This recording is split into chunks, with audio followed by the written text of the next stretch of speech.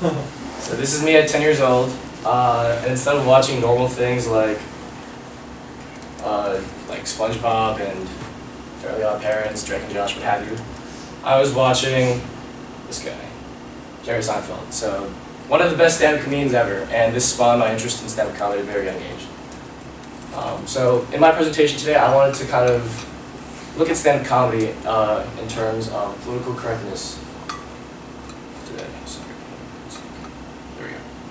So a lot of comedians today don't like political correctness. They think it's restraining on comedy. They think it's constricting, and it kind of makes you, it puts you in a certain type of frame of mind that you have to kind of abide by. And one of the biggest proponents of this ideology is Jerry Seinfeld. So when I was first researching my topic, I kind of just took his word for it. He's one of the best comedians ever. But as I started to kind of research more and more into the topic, analyze more articles, analyze more comedians, I kind of realized that he was wrong, and that stand-up comedy political correctness isn't ruining stand-up comedy, because all these guys are doing it, and they're doing it extremely successfully. All these comedians use politically incorrect jokes. They all have multiple awards in their respective fields. So I wanted to analyze what exactly were they doing? What exactly were they doing to be successful in telling politically incorrect jokes in a politically correct society? So this is my exploration. How do you tell a politically incorrect joke? Before we actually dive into this, why is it important? Why do we need to tell politically incorrect jokes? Well, the first thing is, in telling a politically incorrect joke, you spawn the conversation of those politically incorrect topics. So you spawn the conversation about homophobia, sexuality, rape, what have you. And it's in that conversation, that you become more informed members of society. It's in that conversation that you get more perspectives, more points of view, and you understand more people and where they're coming from. It's in that understanding that we're going to be more connected in society. It's in that discussion with each other, it's in that understanding with each other, that we're going to be a more cohesive unit. And that's important in society because we want to work together in society. We don't want to build walls between us, we want to work together. So back to the main question. So, how do you tell a politically incorrect joke? Well, you have to be on the side of the oppressed, not the oppressor. So this is a joke by Lucy Kay, and I understand there's a lot of allegations going on about him, and it's terrible because he's one of my favorite comedians. But I want you guys to really try to kind of segregate his art as a comedian with kind of his personal actions. And if you can't do that, just try to don't even think of Lucy Kay saying this. Just think of it as your favorite comedian saying this. So take a moment, read this joke, and we're gonna dissect it. So can I get a thumbs up when everyone? Alright. So on the surface level, it kind of seems like Lucy Kay is saying rape is okay, rape is fine. But to a person that can analyze this joke and kind of see the bigger picture, when you dig underneath the surface level, you kind of realize that he's not saying that at all.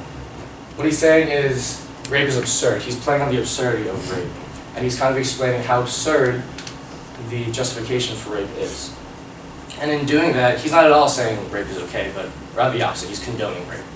So that's exactly what you have to do when you tell a politically incorrect joke. You want to be on the side of the oppressed, people who have experienced rape and stuff like that, and not the oppressor, which are sexual assault or people who perform sexual assault. Okay, so the second thing I found was that comedians continually tell the joke to figure out the line that they can and cannot cross. And a good example of this is Dave Chappelle, one of my favorite comedians.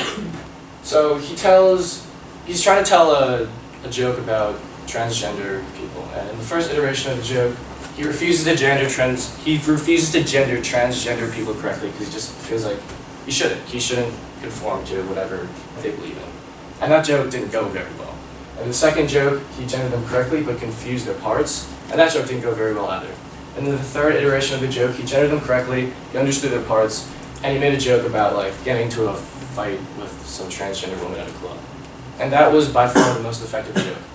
And the way he found the most effective joke was by continually telling it, continually revising his joke based on his audience and what their reactions were, and finding the line of what you can and cannot cross between what is offensive and what is funny.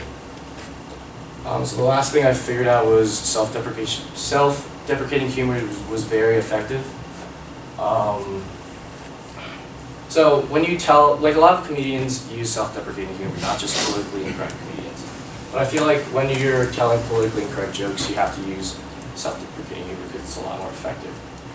So in telling a self-deprecation joke, you're going to establish the ideology within yourself that you're like a humble person, that you're not an ignorant person. And this is, in effect, going to give you a lot more leeway in order to tell these politically incorrect jokes.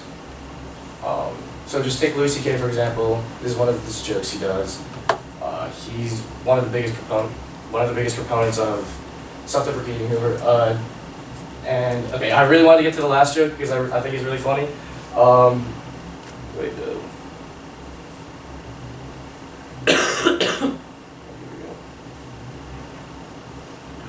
All right. Oh, that was not working.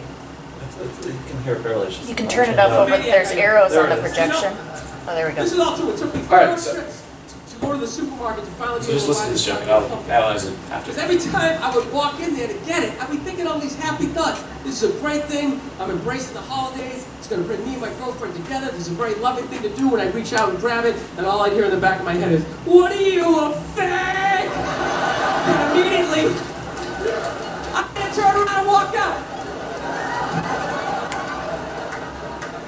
All right, let me explain that joke to functional people in the crowd. Let me explain it. All right. This is how it works with guys. Anytime you do anything remotely sensitive, anything that's going to make you more of a loving, caring individual, immediately all your guy friends suggest that maybe, just maybe, you want to suck a dick. Oh, it's brutal.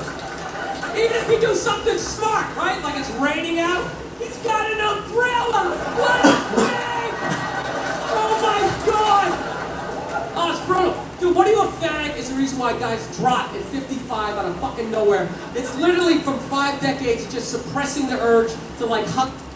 All right, so obviously he's talking about a politically incorrect subject. He's using fag, he's not using fag in a derogatory sense, but fag is usually associated with, it's a homophobic slur, and he's also cursing whatever. But on the surface level, it looks like he's making fun of gay people, but he's not really doing that at all. Instead, he's kind of, again, playing on the absurdity of how we use fag and how harmful it is by kind of using that term in a sense to kind of degrade masculinity. And in doing that, it's preventing us from doing things we actually want to do. It's preventing us from actually expressing our feelings. So, yeah.